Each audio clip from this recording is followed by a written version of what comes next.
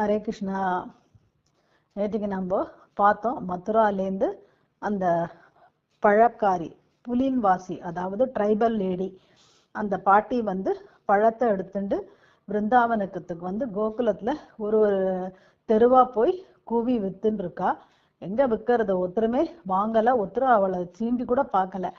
ரொம்ப மனசு வருத்தப்பட்டு, இன்னைக்கு நமக்கு பயத்துலயும் பசி, பின்ன கால்லாம் நடந்து ரொம்ப டயர்டா இருக்கு, கண்ணெல்லாம் அடைக்கிறது, இன்னைக்கு நமக்கு பகவான் இன்னைக்கு நமக்கு அன்னம் எழுதி வைக்கல, இப்படி இந்த பழமும் வித்து போகலையே, இதையும் தூக்கிட்டு நம்ம திரும்ப மதுராக்கு போக வேண்டியதுதான் அப்படின்னு நினைச்சிட்டு, சரி கடைசியா ஒரு தடவை நம்ம பழத்தை கூவிடுவோம், யாராவது வாங்குறாளா பார்க்கலான்னு கடைசி ஆசையா அவ ஒரு தடவை பழம் வாங்கலையோ பழம் அப்படின்னு கத்தினா, பின்னாடிலேருந்து அவளுக்கு ஒரு அமிர்தத்தை அப்படியே காதுல ஊத்தினா எப்படி இருக்கும் அந்த மாதிரி ஒரு தேனான ஒரு குரல்ல, பாட்டி பாட்டி பழம் கொண்டு வாங்கோ அப்படின்னு ஒரு குரல் கேட்கறது.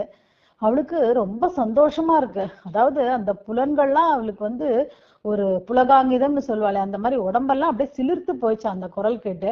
அப்படியே அந்த குரல் வந்த பக்கம் பாக்குறா, ஒத்துருமே இல்லை. என்னடா நமக்கு தான் பிரமையா, யாரோ கூப்பிட்டு வாங்குற மாதிரி, ஏன்னா ஒத்துருமே காலம்பரிலேருந்து வாங்கல, இவ வாங்குவாளா அவ வாங்குவாளான்னு பார்த்தோம், அதனால நமக்கு தான் அப்படி தோன்றதா அப்படின்னு அந்த பாட்டி நினைச்சுக்கிறா. அப்போ அந்த நந்த பவனத்துக்கு வெளியிலேருந்து அப்படியே அந்த ஒரு புகை மாதிரி அப்படியே ஒரு சின்ன சின்ன கால் எடுத்து வச்சு ஒரு குழந்தை வர்றது. இந்த பாட்டி கண்ணை இப்படி கையை கண்ணுக்கு மேல வச்சு தூக்கி முள்ளமா பாக்குறா, யாருன்னு. பாட்டி போகாத, பழம் வேணும் அப்படின்னு சொல்லிட்டு அந்த குழந்தை வருது. அப்படியே உடம்புல ஒரு கருப்பு உடம்பு, ஒரு நல்ல கருநீல வண்ணமான ஒரு உடம்பு, அதுல நிறைய நகை போட்டுட்டு இருக்கா, ட்ரெஸ்ஸே இல்லை, ஃபுல்லா நகைதான், நகையெல்லாம் போட்டுண்டு அப்படியே காதுல குண்டலெல்லாம் ஆடிண்டு, அப்படியே அந்த உடம்புல மண்ணு, அந்த பிருந்தாவனத்தோட மண் துகள்கள்லாம் அந்த உடம்புல பூசிண்டு, அப்படியே ஒரு ஒரு மேகம் விலகின உடனே இப்படி சூரியன் முள்ளமா எழுந்துக்குமே அந்த மாதிரி அடி கிட்ட கிட்ட சின்ன சின்ன காலை வச்சுட்டு ஓடி வர்றார் அந்த குழந்தை. நம்ம வேற யார், நம்ம கிருஷ்ணர் தான். அப்படி வரும்போது அவருக்கு இடுப்புல யசோத அழகா கிங்கிணி மணி கட்டி விட்டுருக்கா, அதுக்கு இடிக்கிணின்னு சத்தம் போட்டுட்டு வருது, ஜல் ஜல் ஜல்னு காலில் கொலுசு போட்டு விட்டுருக்கா. அப்படி வருது, கிட்ட கிட்ட அந்த பாட்டி கிட்ட வந்தவொடனே மூச்சு இறைக்கிறது அந்த குழந்தைக்கு. குழந்தவொடனே அந்த பாட்டி அப்படியே பழக்கூடைய வச்சுட்டு அங்கேயே உட்காந்துடுறா. ஏன்னா அந்த சத்தமே அவளை மயக்கிடுத்தோ. இப்போ அந்த ரூபம் அதை சொல்லவே வேண்டாம். அவ நினைக்கிறா, நானும் சின்ன வயசுல இருந்தே நிறைய பேர் பெரியவாளா சொல்லி கேள்விப்பட்டிருக்கேன், பிரம்மான்னு யாரோ ஒருத்தர் இருக்கார், அவர் இருக்கிறதுலே பெரியவர், அவர் தான் எல்லாரையும் படைக்கிறார்னு.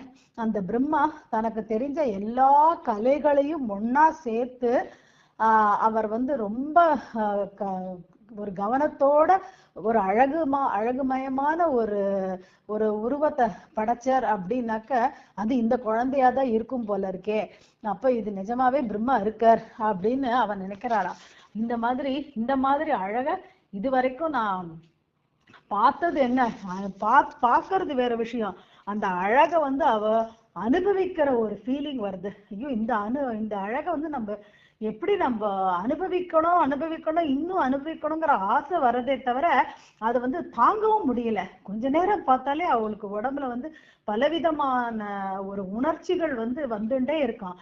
இது என்ன அதிசயம், இந்த குட்டி குழந்தை ஏன் இப்படி என் மனசை இப்படி இழுக்கிறது அப்படின்னு பார்த்துட்டே இருக்கிறதுக்குள்ள கிட்ட எனக்கு பழந்தா அப்படின்னு 2 கையையும் நீட்டி அந்த குழந்தை கேட்கறது. இவ அந்த குழந்தையோட அழகு ரூபத்துல அப்படியே மயங்கி போய் உக்காந்துருக்கா. அப்படியே கிட்ட இன்னும் கிட்ட வந்துட்டா இன்னும் கேட்கணுமா, அப்படியே ஒரு 1000 வோல்டேஜ கிட்ட போட்டாம அது ஷாக் அடிக்க எலக்ட்ரிசிட்டி. ஆனா இங்க எப்படின்னாக்க ஒரு உணர்ச்சி, அது அப்படி பாஞ்சா மாதிரி இருக்கு உடம்புல, ஒரு புத்துணர்ச்சியும் ஒரு பூரிப்பும். அப்படியே கிட்ட கையை நீட்டி எனக்கு பழந்தா பாட்டி அப்படின்னு இந்த குழந்தை கேட்டவன இவ பாக்குறா, இது என்ன இது கையை நீட்டின்னு பழந்தான்னு கேட்கறதே அப்படின்னு விட்டு, சரி நம்ம பழத்தை கொடுப்போம்னு நினைச்சுட்டு அவ சொல்றா, சரி குழந்தை நான் உனக்கு லாலா உனக்கு நான் பழம் தரேன், நீ எனக்கு இதுக்கு விலை தரணும் இல்லையா, நீ என்ன விலை கொடுக்க போற அப்படின்னு கேட்ட உடனே இது வரைக்கும் நம்ம கிருஷ்ணனுக்கு இந்த விலைன்னா என்னன்னே தெரியாதான். இது வரைக்கும் அவர் பிசினஸே பண்ணதில்லை, எதையும் போய் வாங்கினதும் இல்லை கொடுத்ததும் இல்லை. அப்படி இருக்கும்போது விலைன்னு கேட்டோன்னே அவர் நினைச்சுக்கிறதா, குழந்தை நினைச்சுக்கிறது கிருஷ்ணன் விலை அப்படின்னா ஏதோ நம்ம பிருந்தாவன்ல இருக்கிற ஏதோ மாடுக்கு ஒரு பேர் போல இருக்கு, இல்ல மாடா இருக்காது, பசு பட்சிகளுக்கு ஏதாவது ஒரு பேரா இருக்கலாம் அப்படின்னுட்டு இப்படி இப்படி திரும்பி பாக்குறாரா. அங்க ஒரு பறவையோ இல்லைன்னா மாடோ ஒண்ணுமே இல்லை. அப்ப அந்த பாட்டி கிட்ட சொல்றாரா, பாட்டி பாட்டி இந்த விலை எங்க இருக்குன்னு எனக்கு தெரியல, நீயே தேடி கண்டுபிடிச்சு அந்த விலைய எடுத்துக்கோயே அப்படின்னோடனே அந்த பாட்டி சிரிக்க ஆரம்பிச்சிடலாம்.